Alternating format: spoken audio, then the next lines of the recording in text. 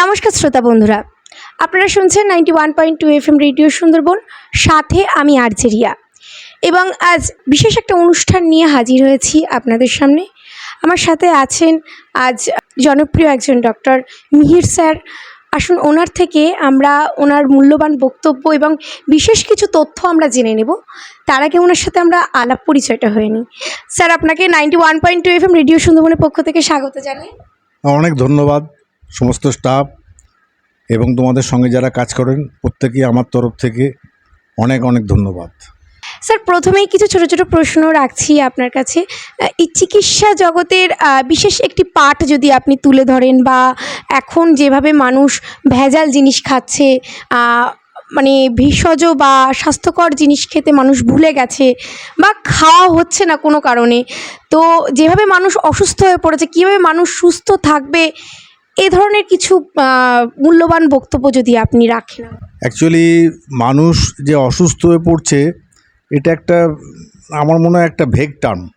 আমার যেটা মনে হয়, আমরা ছোটোবেলায় যেরকম দেখেছি যেভাবে মানুষ আরও অসুস্থ হতো, তাদের চিকিৎসার কোনো ব্যবস্থা ছিল না, প্রিভেনশনের কোনো ব্যবস্থা ছিল না, প্যালিয়েটিভ কেয়ার মানে যেগুলোকে দিয়ে ট্রিটমেন্ট করলে সারে, সেই ধরনের ব্যবস্থাপনা খুবই ছিল না, বিশেষ করে আমাদের এই সুন্দরবন টাকিয়ে গ্রামীণ চত্বরে।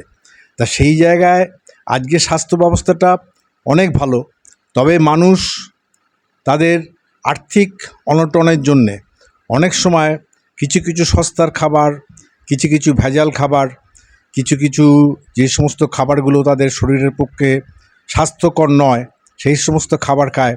তার থেকে তো বিরত থাকা উচিত। এবং সবথেকে বড় কথা হচ্ছে মেনটেন করা হচ্ছে হাইজিনটা। আমাদের মধ্যে অন্তত 100 জনের মধ্যে আমার তো মনে হয়, আই এম নট শিওর, কিন্তু আমার মনে হয় 30 to 40% ঠিকমতো নিজেদের হাইজিন মেনটেন করে না। রেগুলার মানুষ শীতকালে অনেকেই দেখি স্নান করে না, তাই এই সবগুলো কোনো মতেই মেনে নেওয়া যায় না। আপনি শীতকালে স্নান করবেন, গরম জল ঠান্ডা জল মিশিয়ে স্নান করবেন, সাবান দেবেন, টুথপেস্ট রেগুলার 2বার করে না হলেও অন্তত 1বার করে ইউজ করবেন, এবং যাতে গায়ে ঘাম হয়ে কোনো রকমভাবে ইচিং ফিচিং বা চুলকোনা টুলকোনা না হয় তার জন্য নির্দিষ্ট কিছু পাউডার আছে, সেগুলো ইউজ করবেন, তাহলেই আমার মনে হয়। এবং বাচ্চাদের ক্ষেত্রে সবথেকে ইম্পর্টেন্ট যেটা, যে বাচ্চাদের শারীরিক সুস্থ রাখার জন্যে তাদের মা বাবার ভূমিকাটা খুবই ইম্পর্টেন্ট। সেই মা বাবাকে সবসময়ই ডাক্তারদের সঙ্গে কনসাল্ট করতে হবে। এরপরে আমি যেটা বলি, আমি একটু টাকি মিউনিসিপ্যালিটি এরিয়া সম্বন্ধে বলবো। টাকি মিউনিসিপ্যালিটিতে আমরা আমাদের সময়ে অনেক আগে কোনো রকম হেলথ কেয়ার বলে কোনো কিছু ছিল না।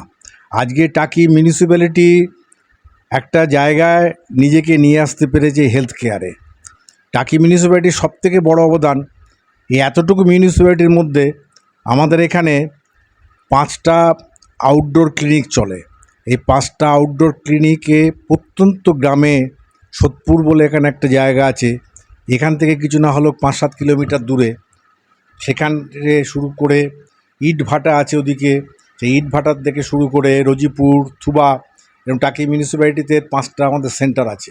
এই 5টা সেন্টারে আমাদের হেলথ কেয়ার মেয়েরা আছে, আমরা ডাক্তার আছি। আমরা সবসময় চেষ্টা করি যাতে সাধারণ লোক সব রকম চিকিৎসার সুযোগ পায়। এবং সবথেকে ইম্পর্টেন্ট যেটা মিউনিসিপ্যালিটি করে দেখাচ্ছে, সেটা হচ্ছে প্রিভেনশন পার্টটা। এই প্রিভেনশন পার্টটা আগে কোনো ব্যাপার ছিল না।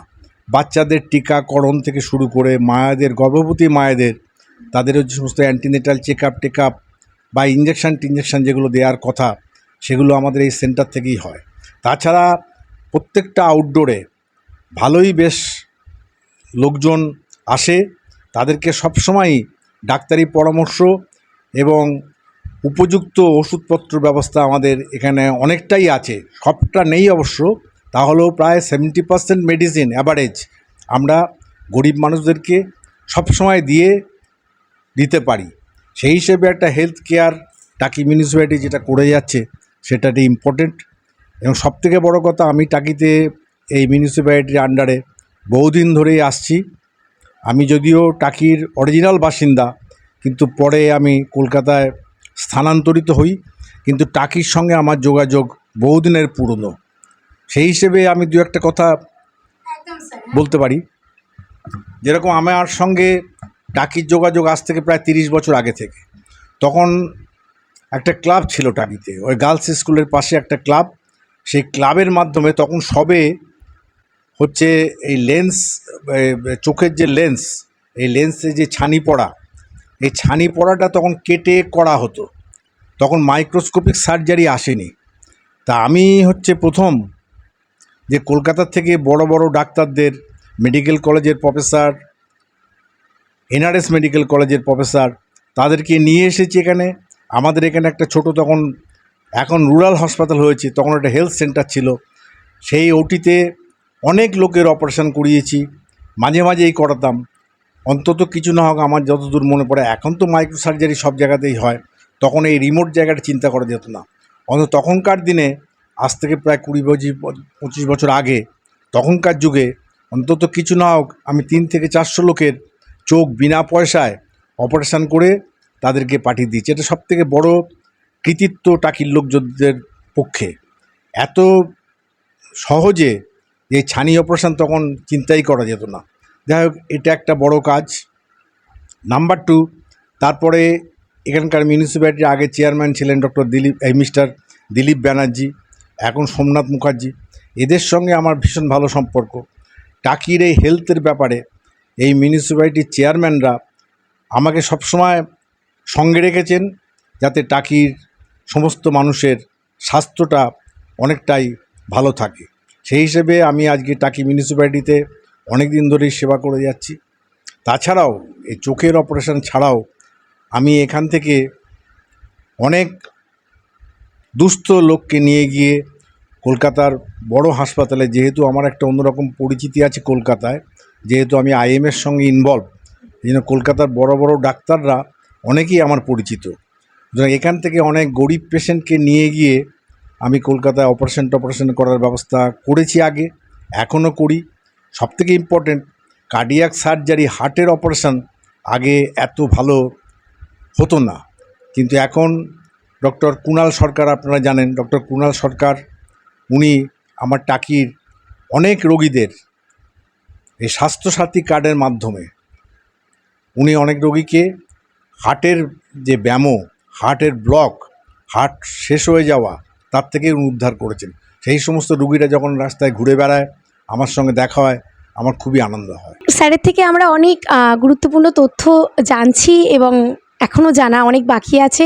তো স্যার, চোখের কথা যখন উঠে আসলো, 2026 সালে দাঁড়িয়ে স্যার, একটা 6 বছরের বাচ্চা থেকে শুরু করে 80, প্রত্যেকের চোখে চশমা, মানে পাওয়ারটা অনেক অল্প বয়সে এসে যাচ্ছে। এর মূলত কারণ বলে আপনি কি মনে করেন? এবং চোখে মানে সুস্থ রাখতে গেলে, সতেজ রাখতে গেলে আমাদের কি কি সতর্কতা অবলম্বন প্রয়োজন এবং কি কি নিয়ম মেনে চলা প্রয়োজন স্যার? সবথেকে ইম্পর্ট্যান্ট, আজকাল এই আমাদের এই টেকনোলজির যুগে সমস্ত বাচ্চাই মানে একটু বড় হলেই তারা একটা এই মোবাইলের প্রতি, টিভির প্রতি একটা অন্যরকম আগ্রহ প্রকাশ করে। এই মোবাইল, টিভি যত তারা দেখে, তাদের চোখের ওপর একটা স্ট্রেন পড়ে। সেই স্ট্রেনটা সেই চোখের নেয়ার ক্ষমতা থাকে না। সেই জন্যেই বাচ্চাদের সবসময় উচিত, দেখবে না কেন, নিশ্চয়ই টিভি দেখবে, নিশ্চয়ই মোবাইল দেখবে, কিন্তু একটা সময়ের মধ্যে, 24 ঘন্টার মধ্যে যদি কেউ 17 ঘন্টা 18 ঘন্টা, আমি জানি অনেক বাচ্চা তারা 17 ঘন্টা 16 ঘন্টা 17 ঘন্টা 18 ঘন্টা ধরে এই সমস্ত মোবাইল বা টিভি নিয়ে ঘাঁটাঘাঁটি করে, এটা একদম মেনে নেওয়া যায় না। তারপরে হচ্ছে, যদি ভিটামিন আমাদের দরকার হয় চোখে সবথেকে ভালো ভিটামিন এ, এই ভিটামিন এ যদি ডেফিসিয়েন্সি হয় তাহলে চোখের সমস্যা হয়। সে ডাক্তার দেখিয়ে ভিটামিন এ ডেফিসিয়েন্সি হলে ভিটামিন এটা খেতে হবে, সেটা ইম্পর্টেন্ট। তারপরেও যদি না হয়, তখন চোখের যখন পাওয়ার আসবে, তখন পাওয়ারটা নিতে হবে। পাওয়ারটা না নিলে হয়টা কি, যে আরও ওটা বেড়ে যায়। সুতরাং যার জন্য আজকালকার বাচ্চারা অনেক 7-8 বছরের বাচ্চা থেকে শুরু করে অনেকেরই দেখি চোখে চশমা দেখা যায়, যেটা আগেকার যুগে ছিল না, একদমই ছিল না। তা সেই সবগুলো গার্জেনদের সেইগুলোর সবসময় করা উচিত। পড়াশুনো করবে, বই পড়বে ঠিক আছে, কিন্তু বই পড়া মানে 18 ঘন্টা বই পড়া নয়। বই পড়ার মধ্যে একটা সময় থাকবে, খেলাধুলো করবে, ফিজিক্যাল এক্সারসাইজ করবে, সেই সবগুলো আস্তে আস্তে কমে যাচ্ছে। ন্যাচারালি শরীরের মানে ভিটামিনস তাদের ঠিকমতো পাচ্ছে না, ঠিকমতো ডাইজেশন হচ্ছে না, তার জন্য এই সমস্ত সমস্যাটা বেশি বাড়ছে। আর একটা জিনিস যেটা খুব পরিমাণে দেখা যায়, 30 বছর পার হতে পারে না এখন সব সুগারে পেশেন্ট। এই যে সুগার, এই যে এত সুগারের সংখ্যা, সুগার পেশেন্টের সংখ্যা এত বেড়ে গেছে স্যার, কী কী খেলে, কী কী খাবার সঠিকভাবে আমরা যদি খাই তাহলে আমাদের সুগারটা নিয়ন্ত্রণে থাকবে বলে মনে করেন? অ্যাকচুয়ালি সুগার বেড়ে যাওয়ার হচ্ছে মূল কারণ, যেটা আগে আমি বারবার আগের যুগ আর এখনকার যুগের সঙ্গে কথা বলছি। আগেকার যুগে মানুষের এত টেনশান ছিল না। এখন ফ্রম ভেরি বিগিনিং লাইফের, চাকরি বাকরি থেকে শুরু করে, ফ্যামিলি লাইফ থেকে শুরু করে, শারীরিক চিন্তা থেকে শুরু করে, সব সময় মানুষের টেনশানের মধ্যে আছে, সব সময় মানুষ করছে। এটা সবথেকে বড় কারণ হচ্ছে সুগারের পক্ষে ক্ষতিকারক। এবং পরিমিত ডায়েট, এই পরিমিত খাবার যদি আমরা ঠিকমতো না খাই তাহলেই আমাদের সুগার বাড়বে। আমাদের এখন ফাস্ট ফুডের প্রতি বেশি ঝোঁক হয়ে গেছে। এই ফাস্ট ফুডগুলো এগুলো অ্যাভয়েড করতে হবে। মিষ্টি খাওয়া যাবে না তা আমি বলছি না, মিষ্টি যেদিনকে আমি 4টে রসগোল্লা খাবো সেদিনকে ভাত একটু কম খাবো, যাতে কার্বোহাইড্রেটের পরিমাণটা আমার স্বাভাবিক থাকে। সেই হিসেবে খাওয়াটা পরিমিত করা, ভেজিটেবলস বেশি খেতে হবে, যেগুলো মাটির নিচে যে ভেজিটেবলসগুলো হয় সেইগুলো ভেজিটেবলসগুলো বেশি খেতে হবে। কার্বোহাইড্রেট, ফ্যাট এগুলোকে একটু অ্যাভয়েড করতে হবে এবং টেনশান কমাতে হবে। এবং সবথেকে ইম্পর্টেন্ট ব্যাপার, যেহেতু সুগারটা হচ্ছে একটা হেরিডিটি, বংশানুক্রমে হয়, সেই হিসেবে বাবা মায়ের যদি সুগার থাকে তাহলে সবসময় আফটার 35 ইয়ার্স প্রত্যেকের সুগার মাঝে মাঝে একটু আধটু চেক করা উচিত। এবং এই চেকিংটা এখন খুব ইজি হয়ে গেছে, এখন সব জায়গায় সমস্ত সেন্টারে চেকিংগুলো হয়, কোনো পয়সা লাগে না, এগুলো করা খুব একটা ঝামেলা নেই। এগুলো চেক করে সেই মতো ডাক্তারের সঙ্গে পরামর্শ করে সেই মতো ব্যবস্থা করতে হবে। স্যার অনেক ধন্যবাদ। আর একটা বিষয় যেটা স্যার উঠে আসে এখন বারবার করে, যে অল্প বয়সী ছেলে পুরুষ যারা আছে ম্যাক্সিমাম দেখা যায় তারা হার্ট অ্যাটাকের শিকার হচ্ছে। এর কারণ কি স্যার? এর কারণ হার্ট অ্যাটাকের ম্যাক্সিমাম কারণ হচ্ছে একটা সুগারের মতোই। সুগার বাড়লে হার্টের উপরে চাপ পড়ে এবং হার্টের অ্যাটাক হওয়ার সবথেকে বেশি থাকে হচ্ছে টেনশান। একজন সুস্থ একটা ছেলে রাত্রে শুলো, হঠাৎ শোনা গেল তার হার্ট অ্যাটাক হলো, এরকম খবর তো এখন বেশি শোনা যায়। এগুলো মেনলি হচ্ছে টেনশান আর খাওয়া দাওয়া, ডায়েট, এই দুটো জায়গায় হচ্ছে ইম্পর্টেন্ট। সব সময় তারা টেনশান করছে, এই চাকরি নিয়ে টেনশান, পড়াশুনো নিয়ে টেনশান, বাড়ির ফ্যামিলি সমস্ত টেনশান। এই টেনশান যত হবে তত প্রেশার বাড়বে, সুগার বাড়বে, হার্টের ওপরে চাপ বাড়বে, হার্ট অ্যাটাক করবে। আমরা হয়তো প্রথম দিকে যে বাচ্চাটা হয়তো 20 বছর, 22 বছর বা 30 বছর, সে হয়তো প্রেশার সুগার ফুগার কিছুই দেখায় না, জানে না, কিন্তু তার ভেতরে দেখা গেল সুগার আছে বা প্রেশার আছে, তার থেকেই হার্টের ওপরে অ্যাকশানটা হয় এবং হার্ট অ্যাটাক হওয়ার সম্ভাবনাটা প্রবল থাকে। আমরা কিন্তু স্যারের থেকে অনেক গুরুত্বপূর্ণ তথ্য জেনে নিচ্ছি, তবে এবারে আমরা স্যারের থেকে একটু অন্যরকম প্রশ্ন জেনে নেব। স্যার, এই চিকিৎসা জগতে আপনি কত বছর? আমি এই চিকিৎসা জগতে আমি পাশ করেছি 1979, তার মানে হয়ে গেল প্রায় ওদিকে 21 বছর, এদিকে 26 বছর, মানে 47 বছর আমি MBBS পাশ করার পরে চিকিৎসা করছি। আমি প্রথম জীবনে প্রত্যন্ত গ্রামে আমি সার্ভিস নিয়েছিলাম। গ্রামটা হচ্ছে ঝাড়গ্রাম সাব ডিভিশনের রামগড়, আদিবাসী এরিয়া। সেই আদিবাসী এরিয়া প্রাইমারি হেলথ সেন্টারে আমি প্রথমে কাজ করি। সেখানে বেশি দিন থাকতে পারিনি, তার কারণ হচ্ছে ভালো লাগতো খুব, ঠিক কথা, প্রচুর পেশেন্ট দেখতাম, কিন্তু সাপের ভয়ে আমার যে কোয়ার্টার ছিল, আমি দেখলাম আমার জানলায় একদিন একটা এত বড় কেউটে সাপ এরকম করছে, ফনা তুলে আছে। সেটা দেখে আমি প্রচণ্ড ভয় পেয়ে গেলাম। সঙ্গে সঙ্গে আমার যে সিস্টার ছিল, নার্স, তাকে আমি দূর থেকে ডাকলাম। তখন তো টেলিফোন ছিল না, মোবাইল, সে খুব সাহসী ছিল, গ্রামের মেয়ে তো, সে এসে সঙ্গে সঙ্গে সাপটাকে মারে। বিশাল কেউটে সাপ একটা, হয়তো আমি জানলার উপরে ভাবে বসেছিলাম, আমি বেরোনোর সময় হয়তো ছোবল দিত, কিন্তু আমি চোখে দেখেছিলাম বলে সেদিন বেঁচে যাই। তারপরের দিনে আমি CMOH অফিসে গিয়ে বললাম আমি চাকরি করব না। এই ঝাড়গ্রামের এই রামগড়ে থাকাকালীন আমার একটা অভিজ্ঞতার কথা একটু না বললে ভালো লাগছে না, আমার জীবনে একটা বড় অভিজ্ঞতা। আমার ওখানে প্রচুর পেশেন্ট আসতো, তো আদিবাসী পেশেন্ট। তা আমি অনেকের সঙ্গে মেলামেশা করতাম, করতাম। তা তখন ওই অঞ্চলে হারান মুর্মু বলে আদিবাসী একজন বিশাল নামের ডাকাত ছিল। সে তখনকার যুগে ওই পাইপ গান ইউজ করতো। এখনকার যুগে তো অন্যরকম সমস্ত এসে গেছে। তখন এই পাইপ গান সবসময় পাইপ গান নিয়ে ঘুরতো, ডাকাতি করতো। পুরো 20 থেকে 25 কিলোমিটার ব্যাসার্ধের জায়গায় পুরো সার্কেল করে সেখানে ডাকাতি করতো। এবং অনেককে আমি দেখেছি পাইপ গানে আহত হয়েছে, আমার হেলথ সেন্টারে এসছে। যাই হোক, সেটা বড় কথা না। তা হারান মুর্মুকে আমি বাই নেম চিনতাম, সবাই ওকে ভয় পেত। তো একদিন রাত্রে আমি ঘরে ছিলাম, আমার সিস্টার এসে বলল, স্যার হারান এসছে, ওর বউয়ের বাচ্চা হবে দেখাতে। আমি বললাম ঠিক আছে, আমি যাচ্ছি। আমি গেলাম, তখন রাত্রি 2-2 হবে হয়তো। তারপর চিকিৎসা করে হারানের ভোরের দিকে ওর বউয়ের প্রসব হলো আর কি। যাই হোক, আমি রাত্রিবেলা হারানকে অত বুঝতে পারিনি, অন্ধকার, তখন তো ওখানে লাইট ফাইট ছিল না। সকালবেলা যখন ভোরবেলা হলো, তখন হারানকে দেখলাম যে একটা ডাকাত। আমরা চিন্তা করি কীরকম ফেরোসাস হয়, কিন্তু এত বড় ডাকাত একদম নিমিয়ে একদম পড়ে আছে আমার সামনে, একদম হাত জোর করে আমার পায়ের মধ্যে চলে এসছে। আমি বললাম, তুমি হারান? বললো, হ্যাঁ স্যার। তো যাই হোক, বাচ্চা টাচ্চা হলো, ভালো হলো, হলো, হারান চলে গেল। তারপর একদিন হলো কি, যেটা বলার জন্য আমি বলছি, আমি একদিন ওই রামগড় থেকে মেদিনীপুর বাসে কলকাতায় ফিরব। হঠাৎ 2-3টে স্টপ যাওয়ার পরে জঙ্গলের একটা জায়গা থেকে হারান বাসে উঠলো। ঠিক আছে, বাসে উঠতেই পারে, আমিও বাসে আছি। খানিকক্ষণ পরে দেখলাম বাসটা 1.5 কিলোমিটার মতো গেছে, একটা যেখানে একটু দোকান ফোকান আছে একটু ভেতরে, তাও না। হারান নেমে গেল, বাসটা দাঁড়িয়ে আছে, বাস আর ছাড়ে না। এদিকে আমি কলকাতায় ফিরবো, ট্রেন আমার লেট হয়ে যাবে, মহা সমস্যায় পড়লাম। আমি কন্ডাক্টরকে জিজ্ঞেস করলাম, কী গো, বাস দাঁড় করিয়ে রাখলে কোনো প্যাসেঞ্জার উঠছে না, নামছে না, কোনো নেই। বললো, আপনি বুঝবেন না, আপনি বসুন। আমি বসে থাকলাম।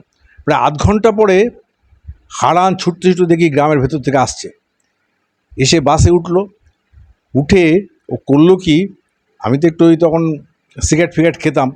তা হারান আমাকে ওই গ্রামের ভেতরের দোকান থেকে সিগারেট নিয়ে এসে আমাকে দিচ্ছে। আমি অবাক হয়ে গেলাম, মানুষের ভালোবাসাটা কোন লেভেলে উঠলে পাওয়া যায়। এই হারান যে আমার জন্যে, তার যেহেতু বাচ্চাটার প্রসবের সময় আমি সাহায্য করেছিলাম, সেই গ্রামে অন্তত আধ ঘন্টা 40 মিনিট বাসটাকে দাঁড়িয়ে, এত লোকে দুর্ভোগও চিন্তাই করতে পারেন না যে এত লোকে দুর্ভোগ। কিন্তু ওই যে ভালোবাসা, এটা জীবনে কোনো দিন আমি ভুলতে পারি না। এটা আমার জীবনের একটা বড় ঘটনা। আর টাকিতে প্র্যাকটিক্যালি আমি সব রকম সংগঠনের সঙ্গে যুক্ত ইন দি সেন্স, আমাদের টাকি স্কুলের, গভর্নমেন্ট স্কুল, এখানে নামকরা স্কুল, এখানে প্রাক্তনী সংসদের স্থাপন থেকে শুরু করে টাকি এরিয়ান ক্লাবের সঙ্গে, টাকি মিউনিসিপ্যালিটি তো আছেই, সিনিয়র সিটিজেন্স একটা ফোরাম আছে টাকিতে, রেড ক্রস আছে, সব সংগঠনের সঙ্গে আমি যুক্ত আছি, বিভিন্নভাবে এদের সঙ্গে কাজ করি। এরা মাঝে মাঝে অনুষ্ঠান করে, আমি যাই, সবসময় এরা আমাকে ভালোবাসে, সবসময় কিছু না কিছু উপহার দিচ্ছে, মালা দিচ্ছে, ফুল দিচ্ছে, এ দিচ্ছে, সে দিচ্ছে। তো এগুলো ভালো লাগে, টাকির প্রতি একটা অন্যরকম আমার আছে। আর একটা জিনিস যেটা বলবো, কলকাতায় আমার যেটা প্রাপ্য, মানে যেটা পেয়েছি আর কি, সবথেকে বড় পাওনা, আমি একটা পেশেন্টকে দেখতাম কলকাতায়, ভদ্রমহিলা, ওই নিয়ার অ্যাবাউট 60, তো অনেকদিন ধরে দেখেছি। আমি কোনো পয়সা করে দিতাম না, কাছেই বাড়ি, দেখতে যেতাম। ও ছেলেটার সঙ্গে আমার খুব পরিচয় ছিল, দেখতে যেতাম, বিনা পয়সায় দেখতাম। তারপরে হঠাৎ ভদ্রমহিলা মারা গেলেন। যাই হোক, ডেথ সার্টিফিকেট হ্যানা তেনা সেসবগুলো দিলাম। উনি একটা গাড়ি চড়তেন, ওনার ছেলের দামি গাড়ি আছে, ছেলে ভালো পজিশনে, দামি গাড়ি টাড়ি আছে, উনি একটা গাড়ি চড়তেন, ভালোই গাড়ি, ইন্ডিকা গাড়ি, আজ থেকে হয়তো 10 বছর আগে কেনা। তো ছেলে এসে একদিন আমাকে বলল, ডাক্তারবাবু, আমি মায়ের এই গাড়িটা, মা চড়তেন তো, মায়ের স্মৃতির জন্য এই গাড়িটা আমি বিক্রি করব না, এই গাড়িটা আপনি চড়ুন, আপনার গ্যারেজে থাকবে, আপনিই চড়বেন, এটা আপনি যদি চড়েন আমি এত খুশি হব বলার না। এটাও আমার জীবনের একটা বড় পাওনা। আমি গাড়ি চড়ি না চড়ি, বা যতটুকু চড়ি, কিন্তু এই যে ভালোবাসা, এইসব ভালোবাসা মানুষকে ভোলা যায় না। এটাই জীবনে পাওয়া না। আমরা বলি ডাক্তার ভগবান, কারণ ডাক্তারের সেবাতেই কিন্তু আমরা সুস্থ হয়ে উঠি, আবার নতুন জীবনের সূচনাও হয়। এবং সেই প্রমাণটা কিন্তু আমরা স্যারের অভিজ্ঞতার মধ্যে দিয়ে, অভিজ্ঞতার গল্পের মধ্যে দিয়ে কিন্তু আবারও পেলাম। খুব ভালো লাগলো স্যার এগুলো শুনে। তো বন্ধুরা, আমরা কিন্তু ইতিমধ্যে শুনেছি টাকিতে এক বিশেষ ক্যাম্পের আয়োজন করা হয়েছে, এবং সেই ক্যাম্প সম্পর্কে বিস্তারিত আমরা স্যারের থেকে জেনে নেব। স্যার, যদি আপনি নিজে বলেন। হ্যাঁ, এই ক্যাম্পের ব্যাপারটা হচ্ছে মেডিকেল ক্যাম্প আমি মানে অতীতে অনেক করেছি। বিভিন্ন জায়গায় হাসপাতাল থেকে ডাক্তারদের নিয়ে এসে, মেডিকেল হাসপাতাল থেকে শুরু করে, মেডিকেল কলেজ থেকে শুরু করে, ন্যাশনাল মেডিকেল কলেজ থেকে শুরু করে অনেক ক্যাম্প আমি আগে করেছি। এবারের ক্যাম্পটা হচ্ছে আগামী 22 তারিখে। 22 তারিখ হচ্ছে দ্যাট ইজ সানডে।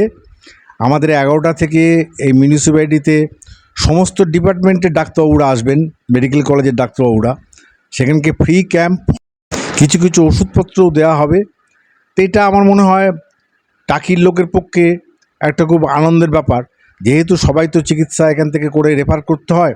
এই রেফারেন্সটা সুবিধা মেডিকেল কলেজে গেলে, যেখানে কোনো খরচা লাগে না, সেখানে গেলে এরপরেও ভবিষ্যতে ফলো আপ বা কারো অপারেশন দরকার হলো, কারো হার্টের সমস্যা হলো, সেইগুলো এখান থেকে প্রিলিমিনারি চেক আপ হওয়ার পরে তারপরে ওরা মেডিকেল কলেজে গিয়েও ডাক্তারবাবুদের সঙ্গে যোগাযোগ করে তাদের চিকিৎসাটা যাতে ভালোভাবে হয়, মনে হয় সে পথে অনেক লোকই আসবে এবং আসে। আমার ক্যাম্পে আগেও ক্যাম্প করেছি, বহু লোক আসে। এবং সবথেকে আরেকটি ইম্পর্টেন্ট ব্যাপার আমি যেটা এখন মনে পড়লো, যে কোভিডের সময়, এটা বলবো, এই কোভিডের সময় যখন কোভিড প্রথম হলো, দ্যাট ইজ 2020 সালে, 2020 সালের ফেব্রুয়ারি থেকে কোভিড, এখানে ফেব্রুয়ারি মার্চ থেকে কোভিড হলো। তা আমি যাই হোক, কোভিডের প্রথম দিন থেকে আমি কোভিডে কোনো দিন ভয় টয় পাইনি না। ডাক্তার হিসেবে যখন অনেক ডাক্তার বাড়িতে বসে গেছিলেন সেই সময়, অনেক ডাক্তার, তাই আমি বললাম যা হবে, আমি কোভিডের সময় পেশেন্ট দেখব, পেশেন্ট ছাড়বো না। এবার নিজে প্রোটেকশান নিয়ে দেখেছি, ঠিক কথা। তা আমি এটা কোভিড কেয়ার নেটওয়ার্কের সঙ্গে যুক্ত ছিলাম। কোভিড কেয়ার নেটওয়ার্কটা সবথেকে বড় নেটওয়ার্ক আমাদের এই কোভিড মোকাবিলার জন্য তখন তৈরি হয়েছিল। এই কোভিড কেয়ার নেটওয়ার্কে ডাক্তার হিসেবে আমার নাম দেওয়া ছিল। এবং সবথেকে আনন্দের ব্যাপার, সেই কোভিড পিরিয়ডে 2020, 21, 22, প্র্যাকটিক্যালি আপ টু 23-এর প্রথম দিক পর্যন্ত আমার এই টাকি চত্বরে আমি যেহেতু থাকি বা এখানকার এর থেকে দেয়া হয়েছিল, আমার কাছে কোভিডের জন্যে পেশেন্টরা ফোন করত সেই সুদূর বনগাঁ থেকে সুন্দরবনের প্রত্যন্ত গ্রামের মানুষ বলতো, আমি এখান থেকে বলছি, ওদিকে মালঞ্চ, এদিকে আমাদের টাকি, হাসনাবাদ, বসিরহাট, বারাসাত, কত ফোন যে এসছে আমি কোনোদিন বিরক্ত হতাম না। অন্তত অ্যাভারেজ 15 থেকে 20টা ফোন আসতো। আমি সব টেলিফোনে সবাইকে অ্যাডভাইস করতাম, কি করতে হবে বলতাম, অক্সিজেন লেভেল দেখতে বলতাম, খারাপ হলে সেগুলো বলে দিতাম, আর এখানে রাখা ঠিক হবে না, এবার অক্সিজেন লাগবে, হাসপাতালে নিয়ে যেতে হবে। এই কোভিড কেয়ার নেটওয়ার্কের সঙ্গে যুক্ত থেকে আমি প্রচুর কোভিড পেশেন্টকে তখন সব রকমভাবে সাহায্য, এটা তো গেল একটা ট্রিটমেন্টের ব্যাপারে। এবং আমি কোভিডের সময়ে আমি প্রায় এখানে আমি বিভিন্ন জায়গা থেকে টাকা পয়সা তুলে কোভিড কেয়ার নেটওয়ার্কের মাধ্যমে এবং টাকি নাগরিক সমিতির মাধ্যমে এখানে 2 মাস ধরে ফ্রি ক্যান্টিন চালিয়ে, এখানে বিভিন্ন ওয়ার্ডে সপ্তাহে 2 দিন করে 2 মাস ধরে চালিয়েছিলাম। অনেক লোকের উপকার হয়েছিল। তো এগুলো ভালোই লাগে। আমাদেরও শুনতে খুব ভালো লাগছে। আমরা অনেকেই হয়তো জানি, আবার অনেকেরই অজ্ঞাত ছিল, সেটা আজ জেনে নিলাম। এবং বন্ধুরা, আজকের স্যারের যেই সাক্ষাৎকারের মূল উদ্দেশ্য, স্যারের সাক্ষাৎকার তো উদ্দেশ্য আমাদের ছিলই, কিন্তু এছাড়াও কিন্তু মূল উদ্দেশ্য ছিল এই যে 22 তারিখ রবিবার উনি যে বিশেষ একটি ক্যাম্পের উদ্যোগ নিয়েছেন আমাদের সাধারণ মানুষকে পরিষেবা দেওয়ার জন্য, এটাই কিন্তু আজকের মূল উদ্দেশ্য আমাদের ছিল। তো স্যার, আপনাকে বেশ কয়েকটি প্রশ্ন করব, সেটা হচ্ছে আপনি কোথায় কোথায় পরিষেবা দেন, আপনাকে কোথায় কোথায় পাওয়া যাবে? আমি অ্যাভাইলেবল বলতে আমার মেন হচ্ছে বজবজে পূজালি পৌরসভা আছে, ওই পৌরসভায় আমি আউটডোর করি। তাছাড়া বজবজে আমার একটা চেম্বার আছে, অনেক গরিব মানুষ সেই চেম্বারে ভিড় করে। আমি ওখানে সোমবার থেকে বৃহস্পতিবারে রোজই যাই। সন্ধেবেলার দিকে আমার বেহালায় একটা চেম্বার আছে, সেই বেহালার চেম্বারটা 1 ঘন্টা 2 ঘন্টা করে বসি। আর বৃহস্পতিবার হয়ে গেল, তারপর শুক্রবার দিনে আমি টাকি চলে আসি। শুক্রবার থেকে রোববার পর্যন্ত আমি টাকির বিভিন্ন আউটডোর করি এবং আমার বাড়িতেও অনেক পেশেন্ট আসে, তাদেরকে আমি প্র্যাকটিক্যালি ফ্রি সার্ভিস দিই। এটাই হচ্ছে আমার জীবনের এতে একটা অন্যরকম আনন্দ আমার লাগে।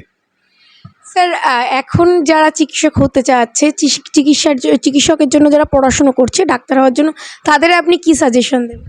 আমি তাদেরকে সাজেশান দেবো যে পেশেন্টদের সঙ্গে সবসময় ভালো ব্যবহার করতে হবে। 1 নম্বর জিনিস, ডাক্তারদের ব্যবহারটা সবথেকে ইম্পর্টেন্ট। এই ভালো ব্যবহারটা পেশেন্টদের সঙ্গে সবসময় করতে হবে। পেশেন্ট একটা কথা একবারের জায়গায় 4 বার 5 বার করে বলবে, রাগলে চলবে না। তাদেরকে, যারা সিনিয়র তাদেরকে মায়ের মতো বাবার মতো দেখতে হবে, জুনিয়রদের ভাইয়ের মতো বোনের দেখতে হবে, আরও জুনিয়র যারা তাদেরকে নিজের ছেলে নিজের মেয়ে মনে করে তাদেরকে চিকিৎসা করতে হবে। এবং সেইটা করতে পারলে, তাদের সঙ্গে ভালো ব্যবহার করতে পারলে, ডাক্তার ওষুধ দেওয়ার থেকে সেটা পেলেই আমার মনে হয় প্রাথমিক পরিষেবা যেটা সবথেকে ইম্পর্টেন্ট সেটা অনেকটাই হয়ে যায়। এইটাই আমার সবথেকে বড় সাজেশন। বন্ধুরা, প্রকৃত চিকিৎসকের নিদর্শন যদি কেউ থেকে থাকে, তার সেটা কিন্তু আজ আমরা তাকে পেলাম। আমাদের টাকির একটি বহু জনপ্রিয় মুখ, আমাদের মিহির স্যার, যাকে আমরা এক কথায় চিনি। আজ তার সাথে আমরা খুব সুন্দর একটা অনুষ্ঠানের মধ্যে দিয়ে অনেকখানি সময় কাটালাম। স্যার, আপনাকে অনেক অনেক ধন্যবাদ, বিশেষভাবে আমাদেরকে সময় দেওয়ার জন্য এবং আপনার মূল্যবান বক্তব্য বলার জন্য। অনেক কিছু আমরা জানতে পেরেছি আজকের এই সাক্ষাৎকারের মধ্যে দিয়ে। এর জন্য আপনাকে আবারও ধন্যবাদ জানাই স্যার।